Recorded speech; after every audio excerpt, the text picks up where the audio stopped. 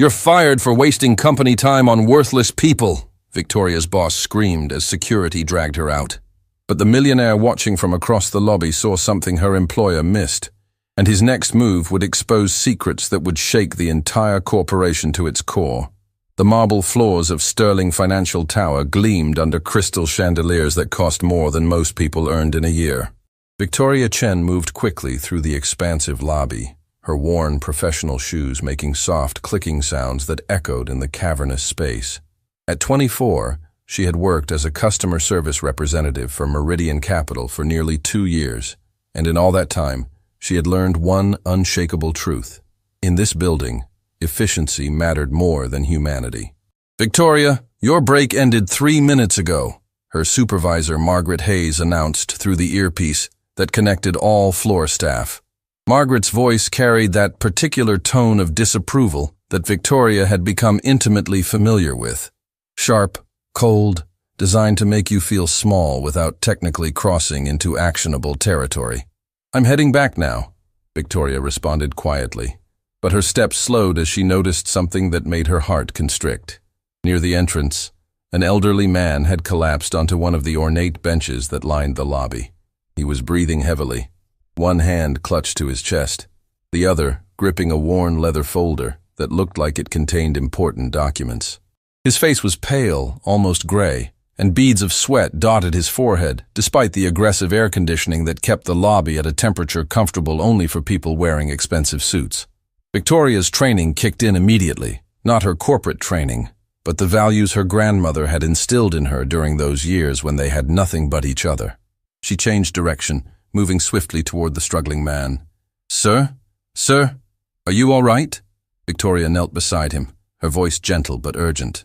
Up close, she could see he was probably in his 70s, with kind eyes that were currently clouded with pain and confusion. My medication," he managed to gasp, fumbling weakly with his jacket pocket. "I need heart condition." Victoria immediately helped him retrieve a small pill bottle from his pocket, unscrewed the cap with steady hands, and helped him take the medication with water she quickly grabbed from the nearby reception desk. She stayed with him, one hand on his shoulder, speaking in soothing tones while watching carefully for signs that his condition was worsening. "Just breathe slowly, sir. The medication will work soon.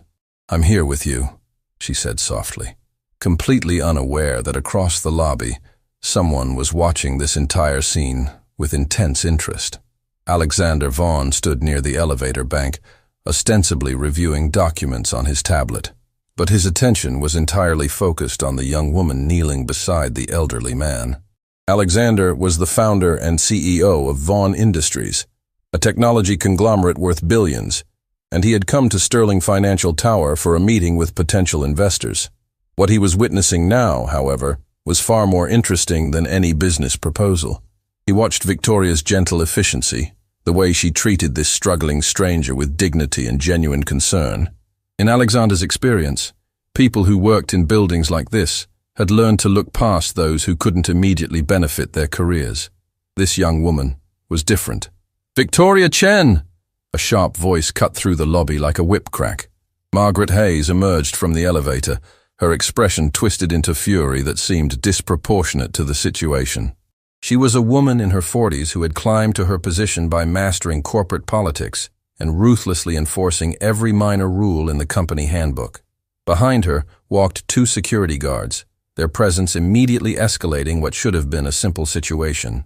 "Step away from that person immediately and return to your station," Margaret commanded, her voice loud enough that several people in the lobby stopped to watch. Victoria looked up, confusion evident on her face. "Margaret, this man is having a medical emergency. I'm just helping him until—" "You are wasting company time on someone who is not a client," Margaret interrupted, each word pronounced with icy precision. "You abandoned your post without permission. You are in violation of Protocol Section 12.3. The elderly man, who had started to regain some color thanks to his medication and Victoria's calm presence, looked between the 2 women with growing alarm. "Young lady, please, I'm feeling better. You don't need to get in trouble for—" "Sir, please rest," Victoria said gently before turning back to Margaret. Her voice remained respectful but firm. "Margaret, this man needed help. I couldn't just walk past him." "You could," And you should have, Margaret replied coldly. We have building security for these situations. Your job is to be at your desk, processing client requests. Every minute you're away from that desk costs this company money. But he could have what? Died? Margaret laughed, but there was no humor in the sound. Victoria, I've been watching you for months. You're always the last one to leave, always taking extra time with difficult clients, always putting feelings before efficiency. This company doesn't pay you to be a humanitarian. We pay you to generate revenue. Victoria felt heat rising in her cheeks, not from embarrassment, but from indignation. She had seen Margaret walk past struggling people dozens of times, had heard her tell new employees that compassion doesn't appear on quarterly reports. But she had never imagined that helping someone in genuine medical distress would be treated as a fireable offense. I'll return to my desk right now, Victoria said, trying to de-escalate. But I needed to make sure he was safe first. Too late for that. Margaret's smile was sharp and satisfied, like a predator that had finally cornered its prey. I've been documenting your inefficiencies for weeks. This is the final straw. You're fired for gross negligence of your duties and insubordination. The words landed like physical blows. Victoria's mouth fell open in shock. Fired? For helping someone who was, Security, please escort Ms. Chen from the building. She has 15 minutes to collect her personal items from her desk. Margaret gestured to the guards, who moved forward with practiced efficiency. This is insane, Victoria whispered, tears beginning to form in her eyes despite her efforts to remain composed. I've never been late, never missed a deadline. My client satisfaction scores are the highest in the department. And yet you don't understand the most basic principle of corporate success. Margaret leaned in, her voice dropping to a cruel whisper that only Victoria could hear. The only people who matter are the people who can pay. Everyone else is just taking up space and wasting our time. A lesson you clearly will never learn. As the security guards took Victoria's arms, not roughly but firmly enough to make the situation clear. She looked back at the elderly man, who was now sitting up straighter, his color returning, his expression devastated. I'm so sorry, he called out to her. I never meant for you to... It's not your fault, sir, Victoria managed to say, even as tears began streaming down her face. I hope you feel better. Alexander Vaughn had seen enough. He had watched this entire scene unfold with growing disbelief and anger. He knew Margaret Hayes by reputation. She was known in business circles as someone who achieved results through fear and rigid adherence to rules, someone who measured everything in dollars and nothing in human value. But this display of callousness went beyond anything he had heard. He pulled out his phone and made a quick call. Daniel, I need you to find out everything about a Victoria Chen who works at Meridian Capital. Everything. And I need it in the next hour. He paused, watching as Victoria was led toward the elevators, her shoulders shaking with quiet sobs. Also, clear my afternoon schedule. I have something more important to handle. The elderly man struggled to his feet, his medication having worked enough to restore some strength. He approached Margaret with surprising firmness. Excuse me, but that young woman may have saved my life. How can you... Sir, I'm going to have to ask you to leave the premises if you're not here for official business. Margaret cut him off without even looking at him. This is a private matter between this company and a former employee. A former employee who showed more humanity in 5 minutes than you've probably shown in your entire career, the man said quietly. But his words carried weight that made Margaret finally look at him directly. And you are? She asked with barely concealed contempt. Someone who will remember this, he said simply, before walking toward the exit with slow but steady steps. Upstairs, in her small cubicle on the 14th floor, Victoria was packing her few personal items with shaking hands. Her colleague and closest friend at the company, Jennifer Park, hovered nearby with tears in her own eyes. This is completely unfair, Jennifer whispered, careful not to let her voice carry to the supervisor's stations. Everyone knows Margaret's been looking for a reason to fire you ever since you got that commendation from the regional director. Victoria hadn't thought about that. 3 months earlier, she had handled a particularly difficult client situation with such grace and effectiveness that it had earned her recognition from upper management. Margaret had smiled during the announcement, but Victoria remembered now that the smile hadn't reached her eyes. She was jealous. Victoria realized aloud, the pieces clicking into place. This was never about efficiency or protocol. She just wanted me gone. "What are you going to do?" Jennifer asked. "Do you have savings?" Victoria thought about her small apartment, her student loans, her mother's medical bills that she helped pay every month. "Not much," she admitted. "I'll figure something out. I always do." But as she was escorted out of the building for the final time, her box of belongings clutched in her arms, Victoria felt something she hadn't felt in years, truly defeated. She had always believed that working hard and treating people with kindness would be enough. Today had proven that belief painfully naive. What Victoria didn't know was that her act of compassion had been witnessed by someone with the power to change everything. And Alexander Vaughn was not a man who forgot injustice when he saw it. As Victoria stepped out into the afternoon sun, unemployed and uncertain, her phone buzzed with a message from an unknown number. "Your kindness today did not go unnoticed. What happened to you was wrong, and it will be made right. More soon." Victoria stared at the message in confusion. Who could have sent it? And what did they mean by made right? Across the street, sitting in his town car, Alexander Vaughn watched the young woman who had sacrificed her livelihood for a stranger. He had built an empire by recognizing value that others missed. And he had just witnessed something valuable being thrown away. This was far from over.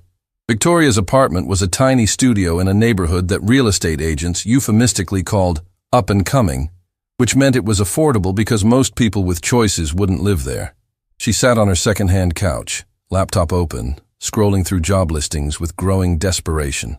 It had been less than 24 hours since her termination, but already the reality of her situation was setting in with crushing weight. Her phone rang. It was her mother. "Hi, Mom." Victoria tried to keep her voice steady, but mothers have a way of hearing what their children don't say. "What's wrong, sweetheart?"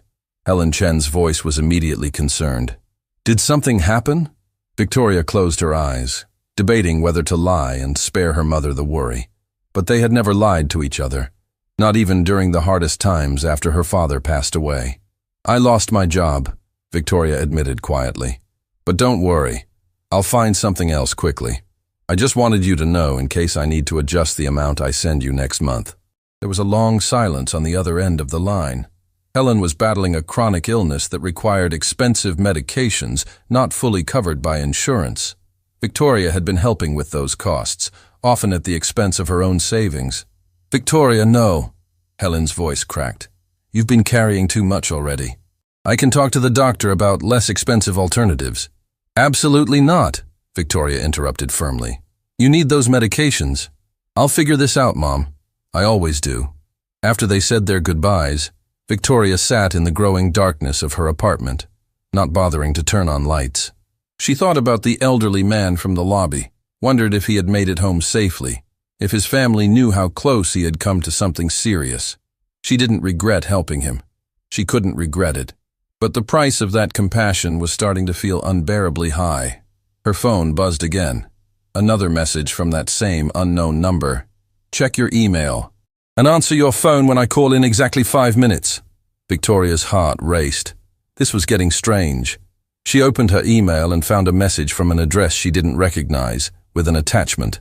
The subject line read simply, "The truth about Meridian Capital." With trembling fingers, she opened the attachment. What she saw made her gasp aloud. It was a detailed report, the kind that would take investigators weeks to compile, documenting systematic fraud within Meridian Capital, client funds being diverted, false reports being filed, evidence of money laundering through shell corporations. And at the center of it all, Margaret Hayes, along with several executives whose names Victoria recognized from company-wide emails. Before she could fully process what she was reading, her phone rang. The same unknown number. "Hello?" Victoria answered, her voice barely above a whisper. "Ms. Chen, my name is Alexander Vaughn. I witnessed what happened to you yesterday at Sterling Financial Tower." The voice was deep, cultured, carrying an authority that demanded attention. "I'm calling to offer you an opportunity, but first, I need to explain some things you deserve to know." Victoria's mind raced. Alexander Vaughn. She knew that name. Everyone knew that name. He was one of the most successful entrepreneurs in the country, a billionaire who had built his fortune from nothing and was known for his unconventional business ethics. "Why would someone like you care about what happened to me?" Victoria asked, suspicion warring with desperate hope. "Because what I saw yesterday was a perfect illustration of why corrupt systems persist," Alexander replied. "Good people get punished for doing the right thing, while those who prioritize profit over humanity get promoted. I've spent the last 24 hours having my team investigate Meridian Capital. What we found is far worse than a simple unfair termination." He paused, letting that sink in. "The man you helped yesterday? His name is Henry Morrison. He's a retired accountant who was coming to Meridian Capital to report suspected fraud he'd discovered while reviewing his late wife's investment portfolio. That folder he was carrying contained preliminary evidence that could bring down several executives, including your former supervisor." Victoria felt like the floor had dropped out from under her. So when Margaret said I was wasting time on someone who wasn't a client, she knew exactly who he was and what he was there to do. "Having you fired and him removed from the building was damage control." Alexander's voice hardened. "The question is, what are you going to do about it?" "What can I do?" Victoria asked, frustration bleeding into her voice. "I'm nobody. I just lost my job. I have no power, no resources.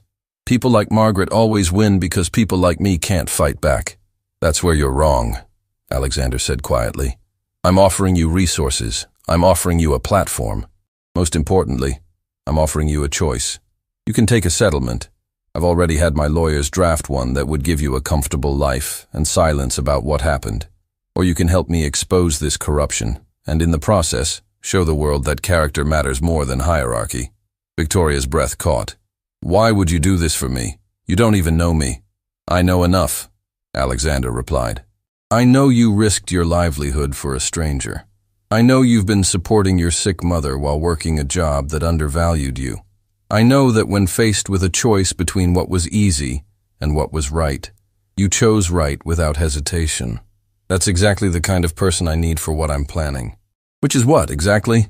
"I'm acquiring Meridian Capital," Alexander stated simply, as if discussing the weather rather than a multi-million-dollar corporate takeover. "The company is publicly traded but poorly managed. With the fraud evidence we're gathering, the board will be forced to accept my buyout offer or face criminal investigation.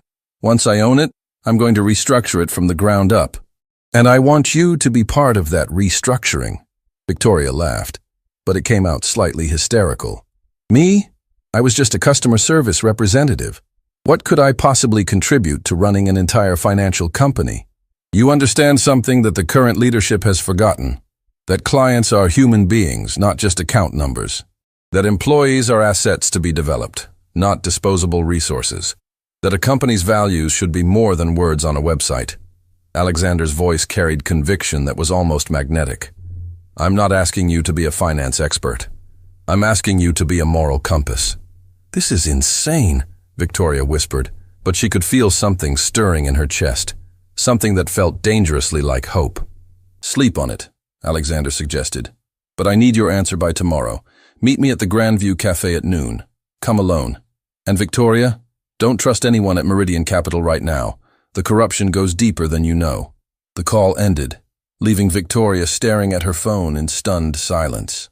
She looked back at the evidence report still open on her laptop, at the detailed documentation of crimes committed by people she had worked alongside for 2 years without suspecting anything. A knock at her door made her jump. Through the peephole, she saw Jennifer, her former colleague, standing in the hallway looking nervous. Victoria opened the door cautiously. "Jen, what are you doing here?" Jennifer glanced around the hallway before slipping inside quickly. "I needed to warn you. Margaret is telling people you were fired for theft.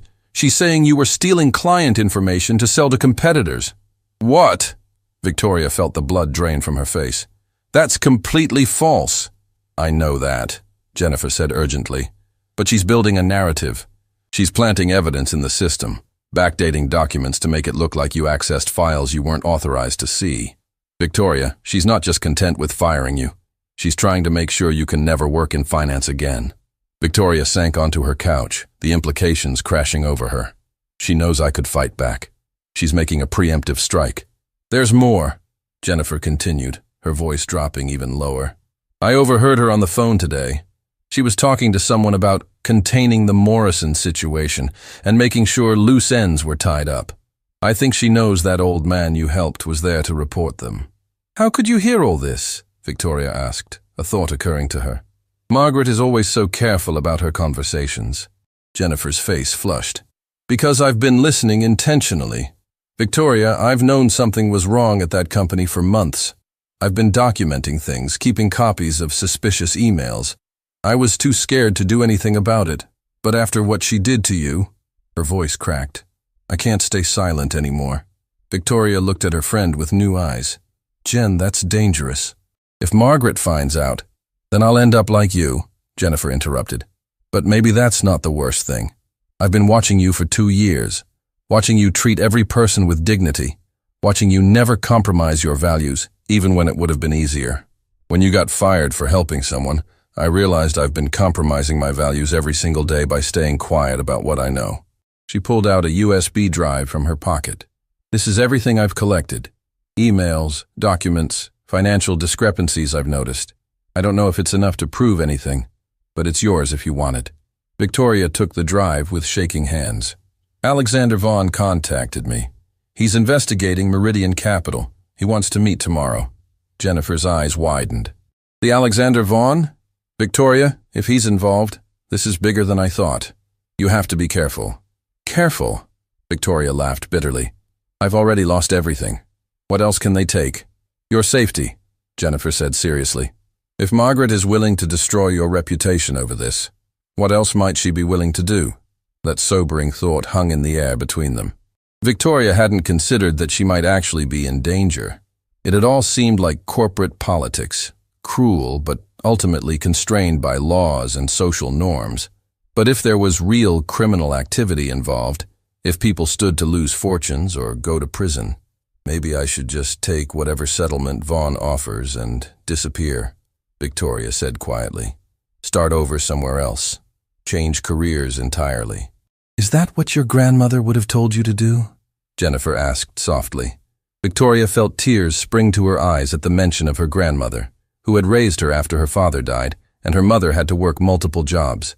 Grandmother Chen had been a woman of unshakable principles, who had once returned a bag of money she found because what you gain dishonestly, you lose eventually. But what you do with integrity stays in your soul forever. No, Victoria admitted. She would tell me to fight. She would say that running away doesn't stop bad people from hurting others. Then you have your answer. Jennifer stood up. I should go before someone notices I'm here. But Victoria, whatever you decide to do, I'm with you. You don't have to face this alone. After Jennifer left, Victoria sat in the darkness for a long time, turning the USB drive over in her hands. She thought about the elderly man, Henry Morrison, who had been brave enough to report suspected fraud, even though it put him at risk. She thought about her grandmother's lessons about integrity. She thought about all the other young employees at Meridian Capital who might be suffering under Margaret's cruelty.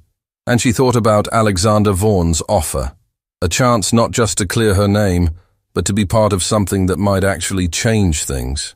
Her phone buzzed one more time. Another message from Alexander. I should mention that Henry Morrison specifically asked me to thank you. He said your kindness reminded him why he decided to be brave instead of silent. Sometimes one person's courage inspires courage in others. Think about that. Victoria looked at the message for a long time. Then she began typing a response. I'll be at the Grandview Cafe at noon. I'm in. She hit send before she could second-guess herself. Her hands were shaking, her heart was racing, and she had no idea what tomorrow would bring. But for the first time since being dragged out of that building, she felt something other than despair. She felt ready to fight. What Victoria didn't know was that across the city, in a luxury penthouse, Margaret Hayes was also preparing for battle. She had just received word that Alexander Vaughn was asking questions about Meridian Capital. She knew exactly what that meant. War was coming, and she had no intention of losing. The Grandview Cafe sat on a quiet corner in the business district, the kind of place where power brokers made deals over artisanal coffee that cost more than Victoria used to spend on groceries for a week.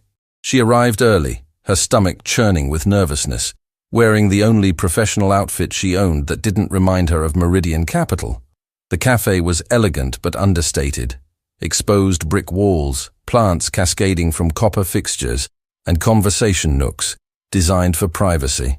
Victoria chose a table near the back, as Alexander had instructed, and ordered water she was too anxious to drink.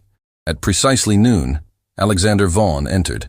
Victoria recognized him immediately from photos she'd frantically searched online the night before, but no photograph had captured the intensity of his presence.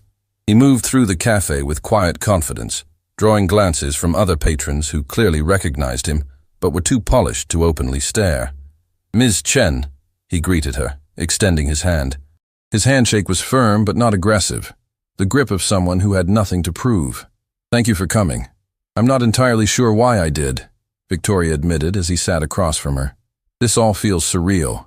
"That's because it is surreal," Alexander replied, signaling to the server. After ordering coffee for them both, he pulled out a tablet and slid it across the table. "But it's also very real. What you're about to see will disturb you, but you need to understand what we're dealing with." Victoria looked down at the screen. It showed financial records, transaction histories, internal communications, all meticulously documented and damning. Meridian Capital hadn't just committed isolated incidents of fraud. They had built an entire system designed to siphon client funds while maintaining plausible deniability. "How did you get all this so quickly?" Victoria whispered, scrolling through page after page of evidence. "Money can buy speed when you know where to look," Alexander said simply. "But we didn't get everything. There are encrypted files we can't access, offshore accounts we can't trace, communication channels we haven't penetrated. That's where you come in." "Me? I told you. I was just customer service. I didn't have access to this level of—" "But you worked there," Alexander interrupted gently. "You know the rhythms of that company, the personalities, the unofficial channels of communication. More importantly, you still have friends inside who trust you. Jennifer Park, for instance." Victoria's eyes widened. "How do you know about Jennifer?" "Because she contacted my office this morning. She's scared, Ms. Chen. She knows she has evidence that could help, but she's terrified of what might happen to her if Margaret Hayes discovers she's been collecting it." Alexander leaned forward. "Right now we have pieces of a puzzle. We need someone who can help us see the whole picture." Before Victoria could respond, Alexander's phone buzzed. He glanced at it, and his expression darkened. "We have a complication." He turned the phone to show Victoria a news alert. "Meridian Capital announces internal investigation into former employees' theft allegations." Victoria felt the room spin. "They're going public with their lies?" "Margaret is accelerating her timeline," Alexander said grimly. "She knows I'm asking questions. This is her trying to control the narrative before we can expose the truth." He paused. "There's something else. Henry Morrison was admitted to the hospital this morning." "What?" Victoria's hand flew to her mouth. "Is he? He's stable, but it was another cardiac episode. The stress of knowing what he discovered, of being removed from that building before he could report it, it's affecting his health." Alexander's voice was tight with controlled anger. "His daughter called my office because Henry had my business card. He told her about you, about how you helped him. She wants to meet you." Victoria's eyes filled with tears. "I should have done more. I should have—" "You did everything you could," Alexander said firmly. "And now you have a chance to do more. But I need to know if you're truly ready for what this will require. Because once we start this, there's no going back. Margaret and her associates will come after you with everything they have. Your reputation, your finances, possibly even your safety will be at risk." Victoria thought about her mother, about the bills that would keep coming regardless of her employment status. She thought about Jennifer, risking everything by speaking up. She thought about Henry Morrison, lying in a hospital bed because he'd tried to do the right thing. "What exactly are you proposing?" Victoria asked, her voice steadier than she felt. Alexander leaned back, studying her with those intense eyes. "I'm proposing that you become a consultant for Vaughn Industries, specifically tasked with assisting in the investigation and eventual restructuring of Meridian Capital. You'll be paid a salary that matches what senior consultants earn, more than enough to support yourself and help your mother. In exchange, you'll work with my legal team and investigators to build an airtight case against everyone involved in this fraud. But won't that look suspicious? Me suddenly working for you right after being fired?" "That's the brilliant part." Alexander smiled slightly. We're going to leak that you were wrongfully terminated for discovering the fraud, and that Meridian Capital is now desperately trying to discredit you before you can expose them, which happens to be completely true. Public sentiment will force the regulatory agencies to investigate more aggressively. Victoria absorbed this, her mind racing. You're using me as bait. I'm using your truth as a weapon, Alexander corrected. There's a difference. You did nothing wrong, Victoria. You helped someone in need and lost your job for it. That story, combined with the evidence we're gathering, will create pressure that Margaret and her conspirators can't withstand. And what about Jennifer? If she's publicly associated with this, Margaret will destroy her too. Jennifer will be protected under whistleblower statutes once she officially provides her evidence to the authorities. We've already arranged for a lawyer to represent her at no cost. Alexander paused. But she'll only move forward if you do. She trusts you. The weight of that trust felt enormous. Victoria looked around the elegant cafe, at people calmly discussing business over expensive coffee, completely unaware that they were sitting meters away from a conversation that would eventually make national headlines. I want to meet Henry Morrison's daughter, Victoria said suddenly. Before I make my final decision, I need to see him, to know he's okay. Alexander nodded approvingly. I'll arrange it for this afternoon. His daughter, Patricia Morrison, specifically requested it. She's a lawyer, by the way, corporate law, and she's very interested in helping us build this case. They talked for another hour, Alexander carefully explaining the legal strategy, the timeline, the risks. He was honest about the dangers. Margaret had connections to people who operated in gray areas of the law, people who might try to intimidate witnesses or destroy evidence. But he was also honest about the potential impact. If we succeed, this won't just take down a few corrupt executives, Alexander explained. It will set precedents for how whistleblowers are protected, for how corporations are held accountable when they prioritize profit over ethics. Your grandmother would be proud. Victoria startled. How did you know about my grandmother? Because I did my research. Grandmother Chen was a remarkable woman who raised you with principles that most people only pretend to have. She once returned a significant amount of money she found, remember? When you were about 10 years old. Victoria felt tears spring to her eyes. She did remember. They had been struggling financially, and her grandmother had found an envelope with several $1,000s in cash at the market. Instead of keeping it, which no one would have blamed her for, she had turned it in to the police. The owner had eventually been found, and he'd given her grandmother a small reward, but it was a fraction of what had been in the envelope. You were angry with her at first, Alexander continued softly. You thought she should have kept it, that you needed it more. But she told you something that stayed with you. She said that poverty is temporary, but who you are in your soul is forever, Victoria whispered, the memory so vivid it hurt. She said that we might not have money, but we had something more valuable. We could look at ourselves in the mirror. And right now, if you walk away from this, will you be able to look at yourself in the mirror? Alexander asked. It was the question Victoria had been avoiding all night, all morning. The easy path was right there. Take a settlement, disappear, start over somewhere far from this mess. Let someone else fight this battle. But every time she imagined taking that path, she saw Henry Morrison's face as he struggled to breathe, saw Margaret's cruel smile as security dragged her away, saw her grandmother's disappointed expression. No, Victoria admitted. I wouldn't be able to. Then you have your answer, Alexander said simply. Victoria's phone rang. It was Jennifer, her voice panicked. Victoria, you need to know, Margaret just called an emergency meeting. She's telling everyone that you're working with corporate spies to steal client data. She's making you sound like a criminal. And she's offering a bonus to anyone who can provide information about your activities or who you've been in contact with. She's trying to isolate you, Alexander said, having heard enough through the phone speaker. Classic intimidation tactic. Jennifer, are you safe? I think so, Jennifer responded, her voice shaking. But Victoria, there's something else. That USB drive I gave you? I just realized I'd accessed some of those files from my work computer. If Margaret checks the logs, she'll know I've been collecting evidence. Victoria's blood ran cold. Jen, you need to get out of there, now. I can't just leave in the middle of the day. It'll look suspicious. Looking suspicious is better than being in danger, Alexander interjected. Ms. Park, I'm sending a car to pick you up in 15 minutes. Take a late lunch and don't go back. We'll handle everything from here." After Jennifer hung up, Victoria looked at Alexander with new fear. "This is escalating faster than I thought." "Margaret is panicking," Alexander observed. "Panicked people make mistakes, but they can also become desperate. We need to move quickly." He stood up. "Come with me. We're going to visit Henry Morrison, and then we're going to hold a press conference." "A press conference?" Victoria felt dizzy. "Today?" "Today. We control the narrative, or Margaret does. I'd rather it be us." As they left the cafe, Victoria noticed a man across the street watching them with undisguised interest. He was talking into a phone, his eyes never leaving Victoria's face.